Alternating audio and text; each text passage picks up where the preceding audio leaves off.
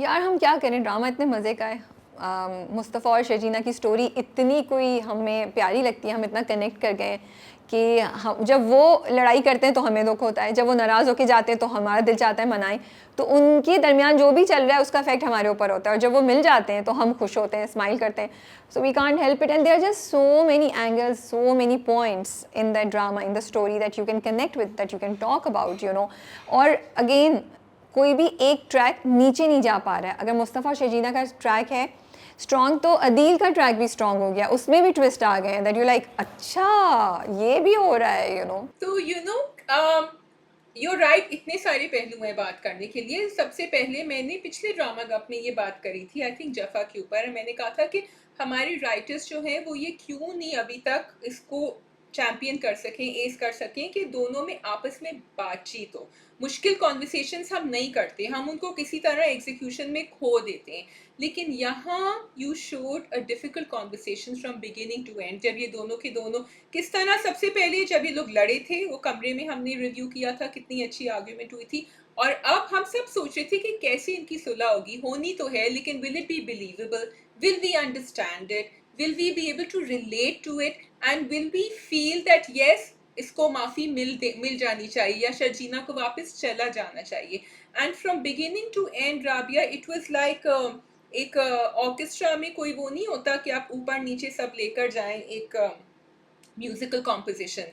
I felt that's the way it went. It was beautifully executed from beginning to end. Also for me, I felt that it was the first fight a couple would have, you know. So ठीक है, उन दोनों के issues थे, मुस्तफ़ा की insecurities थी and everything, deeper level पे बहुत चीज़ें प्ले कर रही थी, but in reality it was also the very big fight they have had as two people who were being, you know, who were moving towards each other.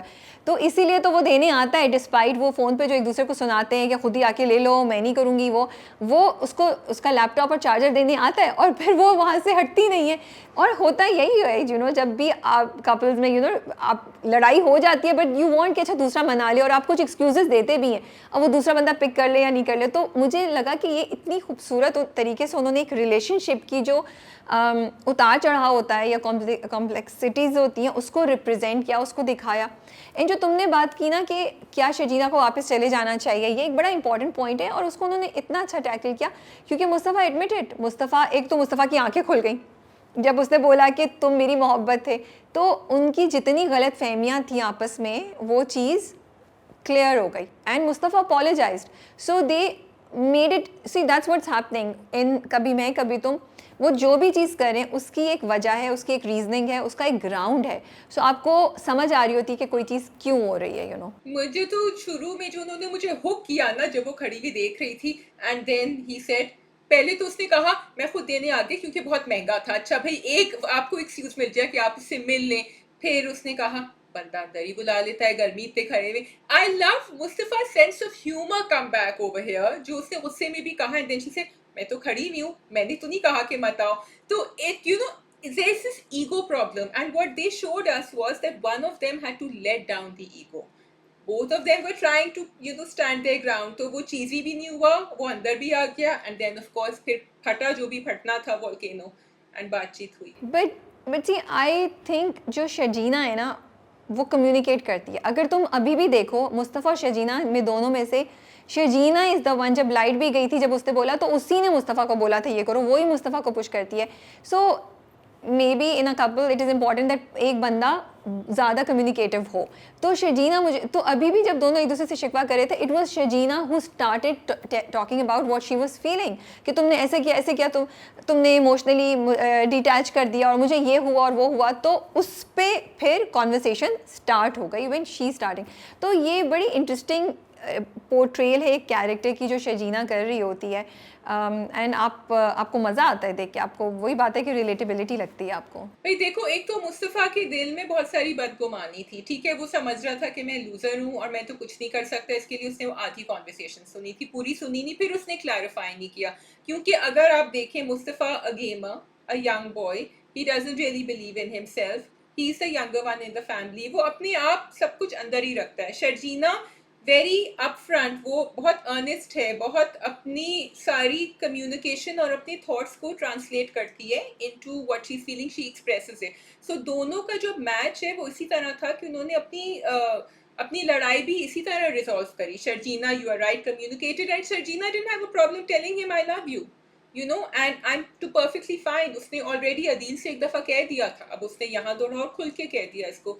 So I think that's why the character portrayal by Farhat Ishtiyaq is amazing. और फिर शाजिया उसने अपने सारे शिकवे करने के बाद जब उसने मुस्तफ़ा की ये सारी बातें सुनी, see again it's so interesting कि आपने कम्युनिकेट कर दिया, जब आपको पता चल गया now it's you have to address them the issues also ना। फिर वो पूरा बैठ के सुनती है उसकी बात, उसके सारे शिकवे सुनती है और फिर उसको जवाब देती है, उसको समझाती है कि नहीं तुम गलत हो, you know. And such beautiful dialogues, I mean ये एपिसोड शाजिया इतनी ज़बरदस्ती, I been a fan of Farhat Ishtiaq, लेकिन ये जो उन्होंने लिखा ना कि जो वो कहती है तो मेरी मोहब्बत है, तुमने लो इतने ज़बरदस्त पॉइंट्स निकाले, तुमने लोएस्ट पॉइंट पे जब मैं बिल्कुल वो हो गई थी तब तुमने मेरा साथ दिया, इतनी अच्छी बातें उन्होंने की। और वहाँ बैठ के भी वो उसे कहती है कि वो मेरी गलती थी और मुझे अफसोस है कि मैंने उसे मना किया होता। तो just the right messages that they have communicated through शर्जीना's character, and that's why the drama is making so much sense, is being related to so many people.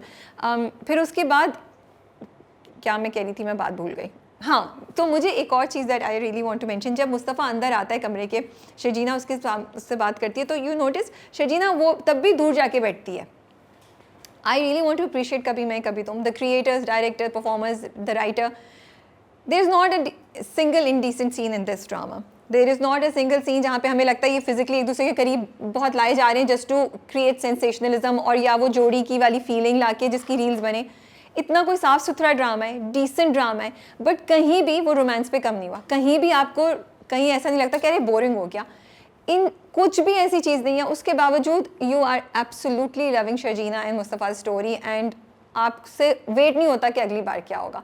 So hats off to the entire team and for creating a content for which for me proves that आपको इन सब चीज़ों की ज़रूरत नहीं है। अगर आपका कंटेंट स्ट्रॉन्ग है तो इट विल बी वॉच्ड। सो राबिया, जब तुम ये कह रही थी और मैं जब ड्रामा देख रही थी, and then I was looking at the post that you guys were doing कि यू नो हमें ये करने की ज़रूरत नहीं है, हमें सेंसेशनलिज्म करने की ज़रूरत नहीं है, मुझे बार बार तुम्हारा जो इंटरव्यू है ना सैफी हसन साहब के साथ, जिसमें उन्होंने ये बात कही थी, and I think we all need to understand that.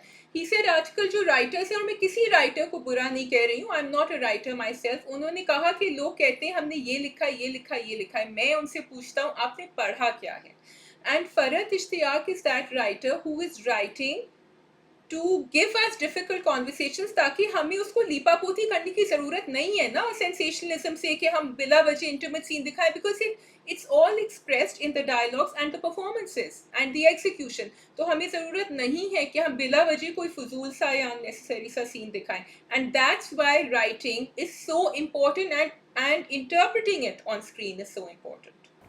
And but कभी कभी सीन को ना डायरेक्टर भी कुछ कहते हैं, सो आई थिंक बदा महमूद को भी यहाँ पे क्रेडिट जाता है कि उन्होंने उस रोमांस को किसी फिजिकली इनअप्रोप्रिएट जेस्चर में नहीं ट्रांसलेट किया, उन्होंने उसको बड़ी रिस्पेक्ट से उनकी रिलेशनशिप को किया एंड बहुत खूबसूरत पूरी उनकी वो घर आ गई। अच्छा, मुझे लगता है जो 2 एपिसोड थी ना, it's like I am watching a mini film और मिनी सीरीज़ के एक पूरा जर्नी था कि उनकी लड़ाई हुई, वो दोनों मिले, फिर वापस आए, फिर जालिम समाज बीच में आया रुबाब और अदील की तरह, और फिर हम वेट करें कि हीरो आए मुस्तफ़ा और हीरोइन को बचाए। तो you know it was a whole journey that we went through कि हम कह रहे हैं ये आ गया मुस्तफ़ा, अब बताया चलेगा अदील साहब तुमको। तो they give us this wholesome 2 episodes, which I think is such a great thing.